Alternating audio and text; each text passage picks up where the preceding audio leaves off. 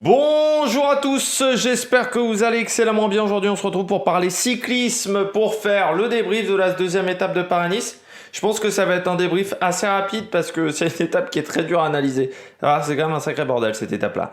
N'hésitez pas à vous abonner à la chaîne, à réagir dans les commentaires, à mettre un pouce bleu, à partager la vidéo sur les réseaux sociaux, notamment auprès de vos proches. Si vous pensez que ça peut les intéresser, dans les commentaires, n'hésitez pas à me dire qui vous a plu, qui vous a déçu. Quand vous vous abonnez à la chaîne, vous pouvez rajouter la petite cloche, comme ça vous êtes au courant des dernières vidéos qui sortent sur la chaîne, surtout si vous mettez toutes les notifications. Si vous voulez soutenir la chaîne, vous pouvez faire un super thanks. Vous pouvez également aller sur Spotify UPS 2.0. Et puis vous pouvez aller sur TikTok. J'ai pas fait de vidéo TikTok là, mais en fait quand j'ai regardé l'étape, c'est tellement le bordel sur cette étape-là que c'est très dur à analyser. Donc oui, j'ai pas fait de TikTok aujourd'hui pour cette étape numéro 2. Mais je savais pas quoi dire en 3 minutes. Et là, vous allez voir, même dans cette vidéo-là, je sais pas trop quoi dire en fait. Alors, je fais une vidéo très clairement Paris-Nice, mais c'est quand même une étape infernale à analyser. C'est-à-dire que le sprint, c'est le bordel. Voilà, c'est le bordel. Parce que le rond-point à 500 mètres. En parlant du rond-point, je m'excuse, hein, quand j'ai fait la présentation de l'étape, pour moi, l'arrivée était plus loin que cet endroit-là. Alors tout simplement sur ASO ne donne pas les cartes des arrivées. Alors sur le Tour de France, on a une carte interactive. Donc il y a une carte interactive, vous pouvez zoomer, dézoomer, ça vous permet de voir un petit peu les zones qui peuvent être techniques, les ronds-points et ce genre de choses. Là, il y a en fait la carte, c'est une vidéo. Une vidéo de genre 30 secondes, 40 secondes à une échelle qui est vraiment pas top. Donc moi j'ai regardé l'arrivée. J'ai regardé le carnet de route pour savoir les horaires, le truc avec les horaires là sur le site d'ASO, et ça marquait entre le rond-point et l'arrivée 700 mètres. Donc moi j'ai pris le bout du rond-point, j'ai été sur Google Maps, j'ai regardé la route, et puis j'ai vu l'échelle en bas, donc j'ai fait avec mes petits doigts, voilà, reporté sur la carte pour savoir à peu près où se situait l'arrivée. Sauf que je pense que... Moi, j'ai compté à la sortie du rond-point 700 mètres, alors que c'était au départ du rond-point. Et je pense que j'ai 150 mètres de décalage, un truc comme ça. Ce qui fait que moi, l'arrivée, elle était, je vous avais dit, à peu près 300 mètres après un virage, parce que j'avais pris une petite marge d'erreur en termes de longueur. Et non, en fait, c'était avant ce virage-là, avant cette courbe. Heureusement, parce que sinon, ça aurait été, je pense, encore plus en faire. En fait, c'est une étape difficile à analyser parce que le rond-point a foutu une sacrée merde.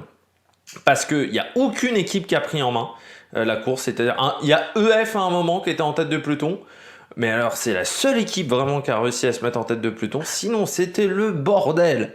Mais vraiment, il y avait 2 coureurs d'un côté, 3 coureurs de l'autre. À un moment, il y avait Anthony Turgis qui était en première position. Il restait encore 3 km. Il y avait un coureur devant lui. Un autre moment, il y avait Intermarché pour Hugo Page. Enfin, il y avait Intermarché, mais il n'y avait pas Hugo Page dans la roue. Un autre moment, il y avait les Bora, on savait pas trop. Enfin, c'était un bordel ce sprint. Il y a aucune équipe qui arrivait à en prendre en main la course. Et ce qui fait que, en fait, il y a des mecs qui s'imposent.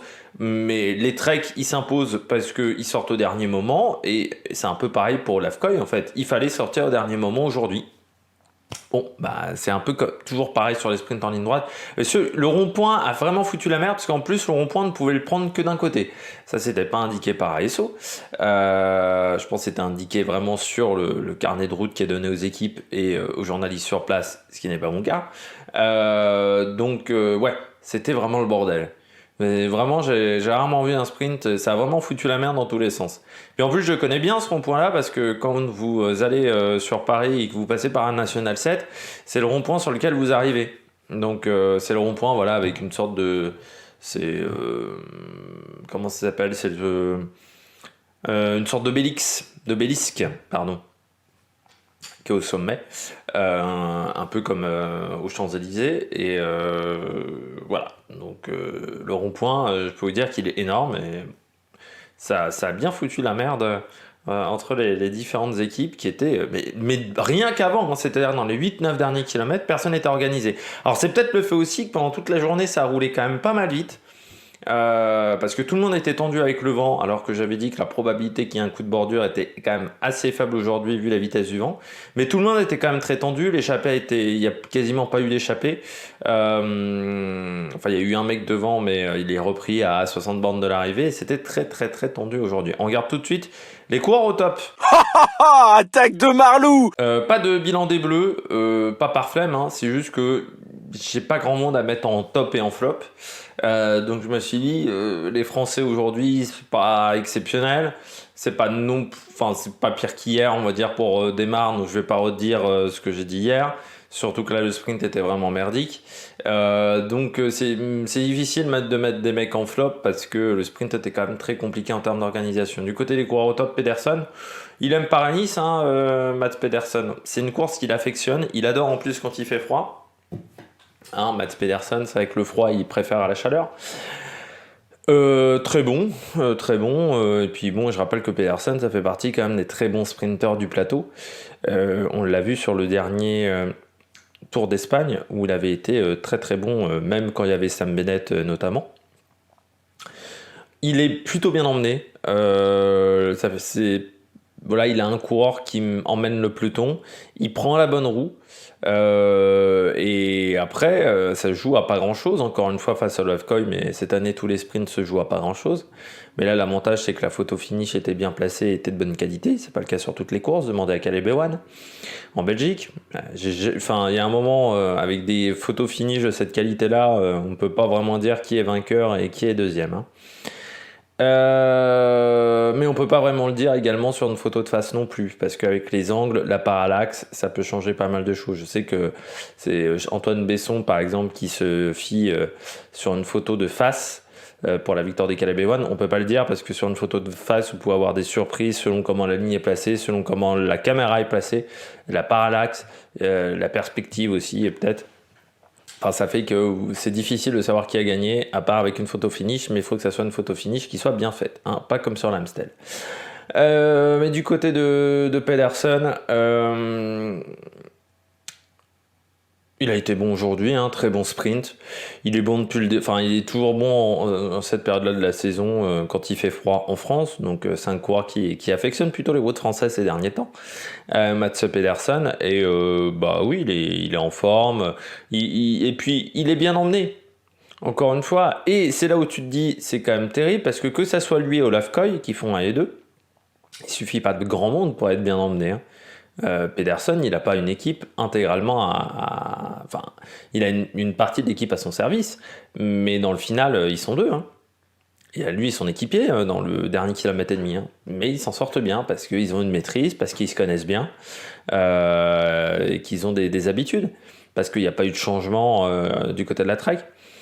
Et ça fait un très bon sprint pour Pedersen. Encore une fois, 200 mètres de sprint.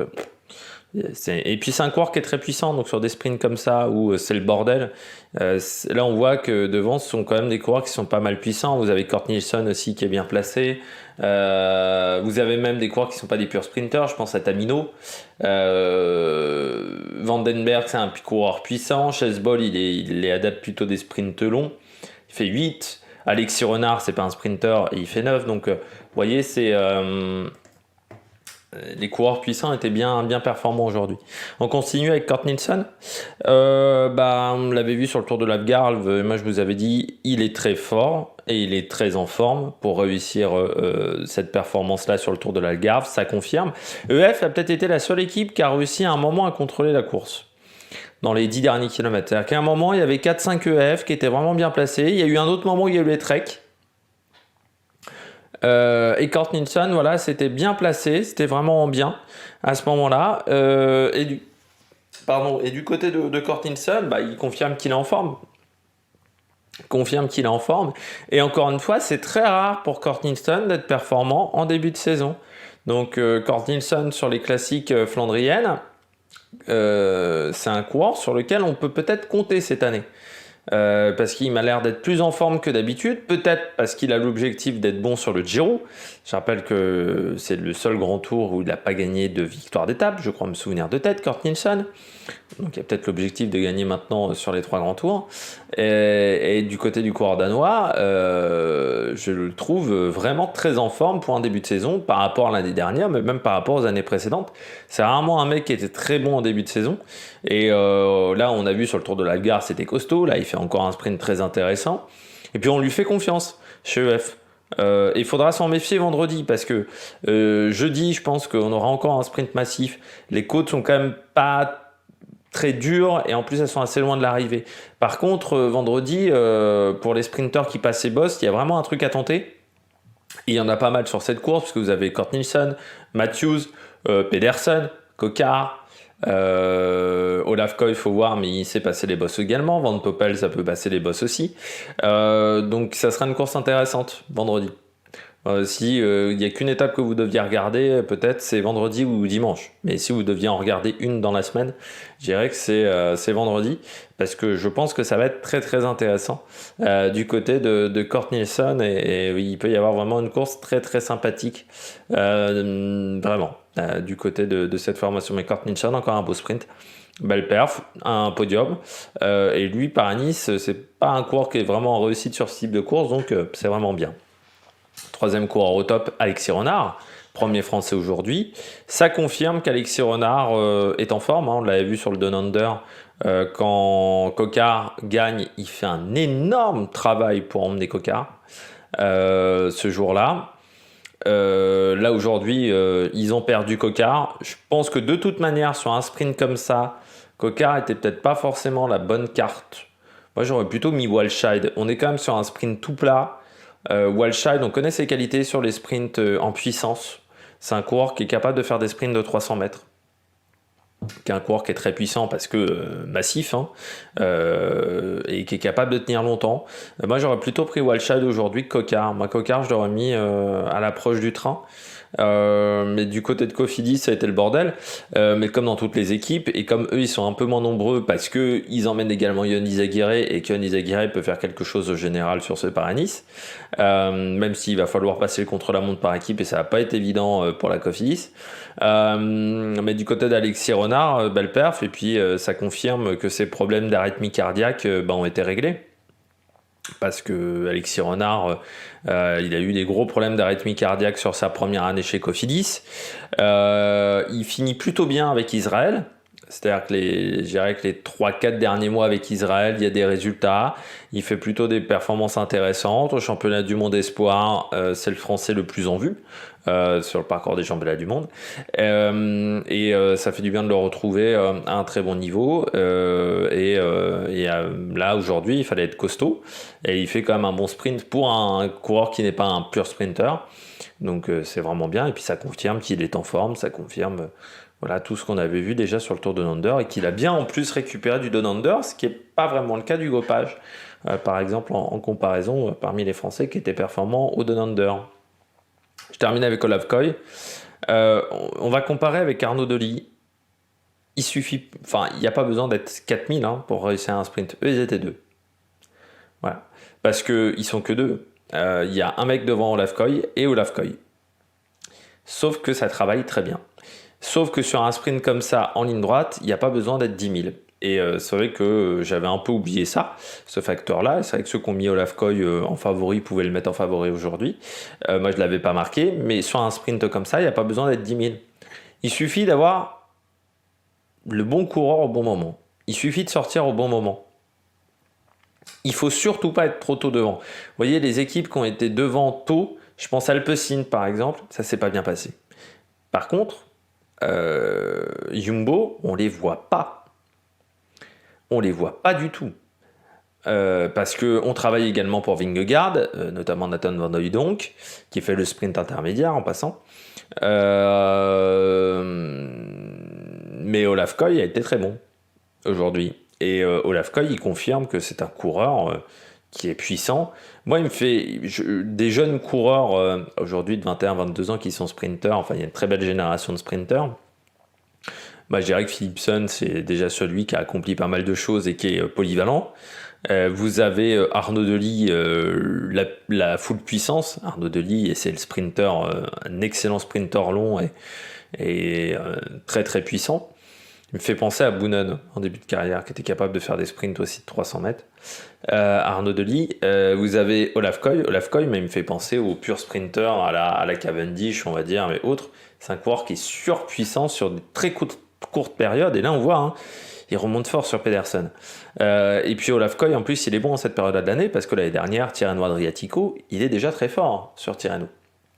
Donc c'est une période qu'il affectionne extrêmement bien. Du côté d'Olaf Koy. Ça me fait penser que Tirreno Adriatico, comme d'habitude, j'ai oublié de le préciser dans les vidéos parce que je ne savais pas encore si c'était jouable de faire les débriefs de Tirreno Adriatico, si je pouvais voir les deux courses en même temps. Si je pouvais voir Tirreno et ensuite passer sur Paris-Nice. Sauf que ce n'est pas le cas parce que les horaires correspondent pas, comme d'habitude, j'ai envie de dire. Tirreno doit finir à 15h40 et Paris-Nice, ça finit à 16h40, donc il y a 1 heure de décalage, donc ça ne peut pas le faire. Donc je rappelle juste que je ferai un débrief global de Tirreno comme d'habitude, tant qu'on aura Tirreno et Paris-Nice qui se chevauchent, parce que je ne peux pas faire autrement, parce qu'il va falloir que je rattrape les étapes de Tirreno le soir, tout simplement. Après avoir fait tout ça, on passe au bonnet d'âne. Rapidement du côté des bonnets d'âne, parce que encore une fois c'est un sprint qui est très bordélique.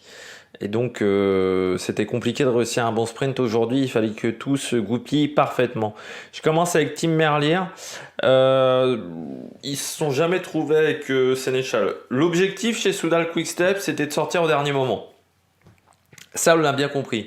Par contre, je suis pas sûr que mettre Sénéchal poisson pilote de Merlier était la bonne idée, parce qu'on sait très bien que Sénéchal, c'est pas un coureur qui s'est extrêmement bien frotté. C'est même son défaut, moi je dis tout le temps sur les classiques flandriennes, c'est qu'il frotte pas très bien. Et là on le voit à plusieurs moments, il met l'épaule, mais on sent qu'il n'a pas l'habitude de faire ça, et on sent que c'est pas là où il est le plus à l'aise. Sénéchal. Et Merlier, en fait, il trouve jamais l'ouverture. Il trouvait jamais l'ouverture, et en plus à plusieurs reprises il a perdu la roue de Sénéchal. Je pense à 4-5 km de l'arrivée, vous voyez une vue d'hélicoptère, il perd la roue, et forcément vous perdez une fois la roue, 2 fois la roue, il faut refaire un effort. Il se retrouve à un moment dans la roue d'Olaf Koy, mais je pense qu'il ne croit pas trop que c'est intéressant de prendre la route d'Olaf Koy à ce moment-là. Et ça a été compliqué, et tu consommes tellement d'énergie que tu ne peux pas faire un sprint. C'est-à-dire qu'à l'approche du sprint, il est déjà cramé, vu le nombre d'efforts qu'il a fait auparavant, et ça peut pas le faire. Bon, après, encore une fois, c'est un mini flopounet pour les trois qui sont en flop, parce que c'était un sprint bordélique et c'était très compliqué de s'organiser aujourd'hui. Je continue avec Sam Bennett. Déjà, lui, il fait pas le sprint du tout. Sam Bennett, c'est Van Poppel qui fait le sprint, mais j'étais assez surpris par ses paroles à Sam Bennett en interview ce matin. Il a fait une interview qui a été diffusée par France T, et j'ai entendu une interview de Sam Bennett, et je me dis, mais c'est très bizarre comme propos. C'est-à-dire qu'il dit, je suis pas encore réglé, il va me falloir encore au moins 3, 4, 5 sprints par mois pour être performant. C'est-à-dire que, voilà, et qu'il va me falloir encore au moins 1 mois avant d'être bien réglé et avant d'être au point. Ça restera très, très surprenant pour un cyclisme moderne, hein, parce qu'on sait que maintenant, les sprinteurs, là, il faut déjà commencer à être au point, parce que après, il y a des gros objectifs.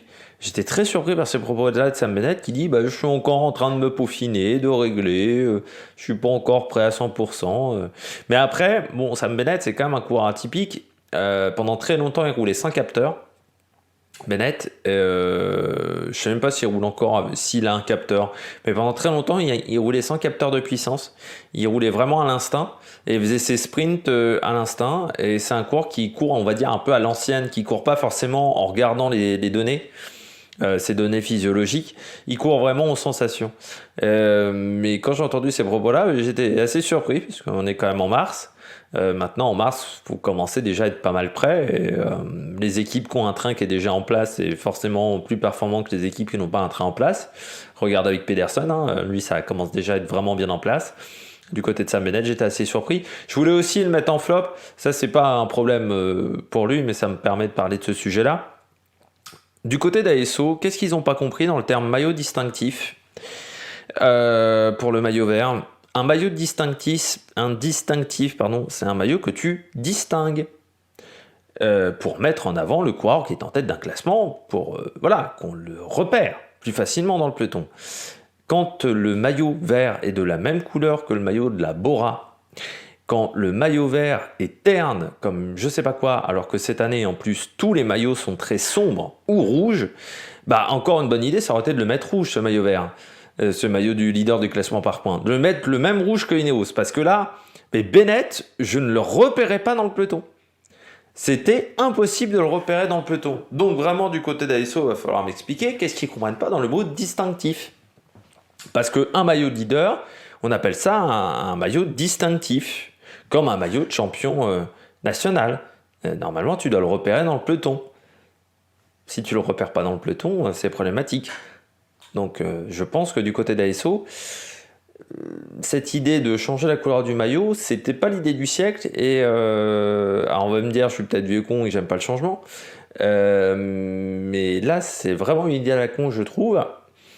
Et c'est comme à l'époque où Saunier Duval avait un maillot jaune pétant sur le Tour de France. Bon, c'était pas l'idée du siècle parce qu'on ne les repérait pas par rapport au maillot jaune. Là, je suis pas sûr que ce soit l'idée du siècle de la part de Sam Bennett, enfin de la part de ASO, d'avoir mis un maillot vert aussi sombre, et puis en plus pas de peau parce que c'est tombé sur un coureur de la Bora pour le premier jour. Mais on ne le repérait pas vraiment dans le peloton. Même Marion Rousse n'arrivait pas à le repérer, alors que Marion Rousse, c'est l'œil laser. Donc, moi, je regardais à certains moments. Mais vraiment, c'était où est Charlie? Il y avait des caméras hélico. Je regardais. Non, mais il est où? Il est où? Et deuxième position. Je ne le vois pas. Je ne le vois pas. J'essayais de le trouver. C'était où est Charlie? Et bah, c'était pas facile. C'était niveau expert de où est Charlie. Et puis je termine avec Arnaud Delis.